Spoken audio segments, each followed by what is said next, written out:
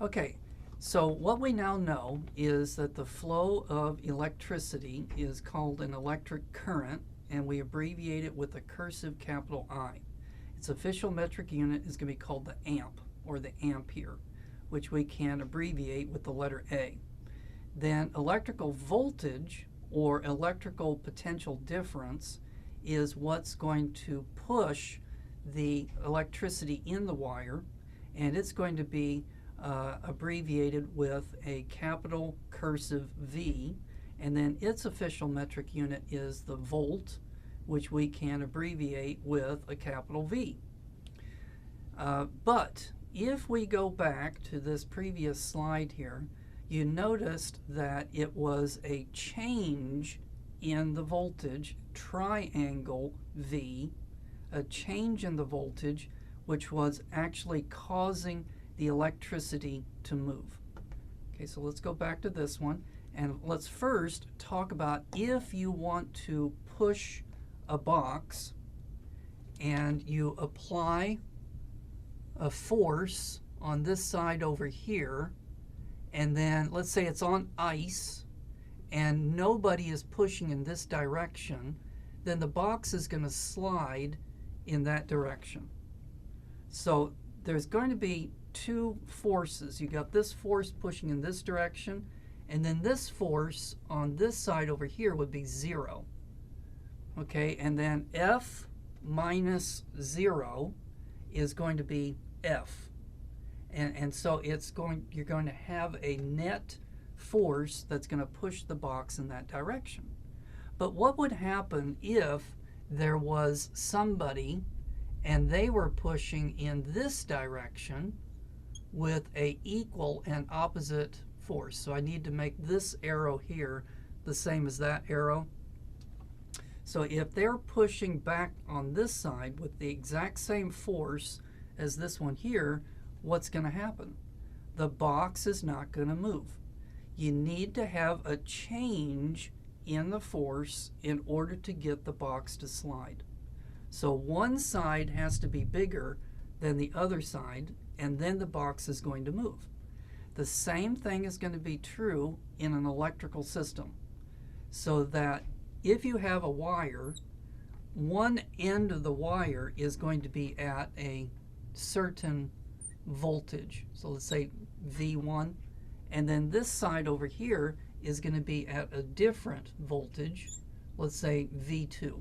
So we could do the same thing here. Could have F1 and then F2. And so if the voltage on this side is the same as the voltage on this side, then electricity will not move.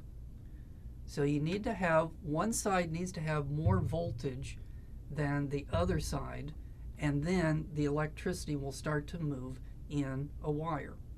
So let's say that this is a 10,000 volt wire. So the voltage in the wire is 10,000 volts. Have you ever wondered how can a bird be perched on that wire and not be electrocuted? If it's got 10,000 volts of electricity in it, why is it not cooked?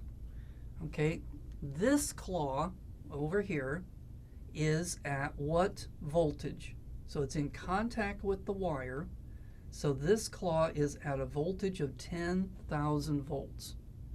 But what about this claw over here?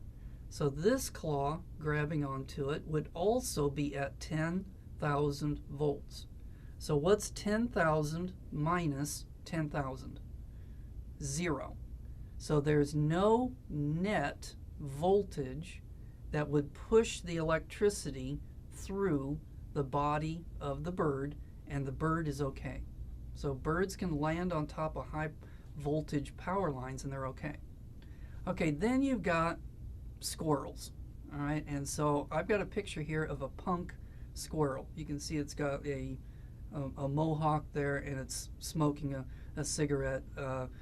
No squirrels were harmed in the making of this photograph, but it shows the squirrel smoking a cigarette because he's a punk. All right, now why do I say he's a punk? Because he doesn't listen to his mother. So the mother squirrel tells the baby squirrel that when you are running across these high-powered lines, when you get over here to the transformer, well, we'll talk later about what a transformer is, but when you get to the transformer, you've got to jump from the wire to the transformer, and then you're okay. But what does the punk squirrel say? I'll just do whatever I want. And so that punk squirrel, when it goes across this high-powered line, when it gets to the transformer, it leaves its hind legs on the wire and then reaches out and touches the transformer with its front paws, and that's the last thing that punk squirrel ever does, because he blows up. He gets so much electricity flowing through him that he literally explodes, along with the transformer. So I can remember once hearing it sounded like thunder, and what it was an electrical transformer blowing up. And then when the electric company came out, I saw them pick up with a pair of tongs this dead squirrel and drop it off, because that's what they had done. So the squirrel electrocuted itself. Well, this has great applications to you. This is a true story, and it takes place in California in the United States. And there was a utility worker that was up in a cherry picker. So that device there is called a cherry picker. And so it lifts the utility worker up into the air so they can be working on these high-powered electrical wires. But the thing was, though, that the truck slipped and the cherry picker tipped over into those high-powered lines, okay? So that utility worker was at 10,000 volts, but he was like the bird. So he was in contact with the wires, but he was okay. Well, the problem, though, was that this utility worker had been drinking on the job. So he'd been drinking beer. And I think you should know that when you drink beer, you have to go to the bathroom quite often. And so he had to go to the bathroom. And so he could have, peed in the bucket. But he was too much of a gentleman for that. He didn't want to pee on his feet. So instead, he peed over the edge of the bucket, and it was as if he had tied a copper wire onto a piece of his anatomy and then throw it to the ground, because the ground was grounded. It was at a voltage of 0, but the wires were at 10,000. So 10,000 volts went right through his body, and he was electrocuted. So it's not a very pleasant story, but it shows that you got to be really, really careful when you're dealing with electricity. And so Paul Hewitt was the author of that story, and a member of his class raised their hand and said, yeah, but what if the guy had peed one drop at a time? Well, he would have been okay, because it wouldn't have made a complete connection down to the ground. All right, so the moral of the story is that if you're in a cherry picker and you're up there, either don't drink on the job or pee in spurts or pee on your feet so that you'll be okay. So that's an example of it. Now, another thing is you might notice that electrician types don't use both of their hands when they are doing stuff with electrical wires. And that is because if they touch a live wire, the electricity would go through their hand, through their heart, and then out the other hand, and so they would be badly shocked. If they're doing it with one hand, the electricity would go, and it would go down their foot, and then it would be grounded that way. You get a shock, but it might not be so deadly. Another thing that electricians do is they do stuff on top of a plastic mat. And so that mat is an insulator. It's made of plastic. So it doesn't allow electricity to go through it very easily. So then that keeps you from being grounded. And so again, that could save your life if you were to do that. So here are some typical voltages. We said that the nerves of your body operate through electricity, and we mentioned what was the electric current in your nerves.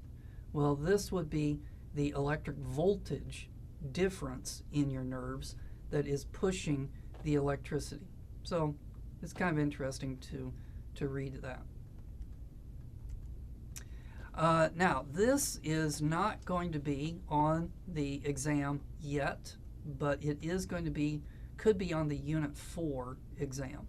So far we've talked that voltage is the pusher of electrical charges in the electrical system.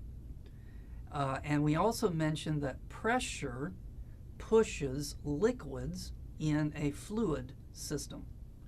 And we also mentioned that forces F push solids, like a refrigerator, in a linear mechanical system. Linear, meaning it's going in a straight line.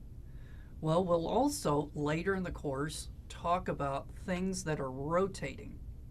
And so the thing that will cause something to twist, cause it to turn, is going to be called a torque. And then another thing is that in thermal systems, heat is going to be pushed by differences in temperature. All right, so now we know what electric current is, and now we know what electric voltage is. So the next thing is to talk about electrical resistance.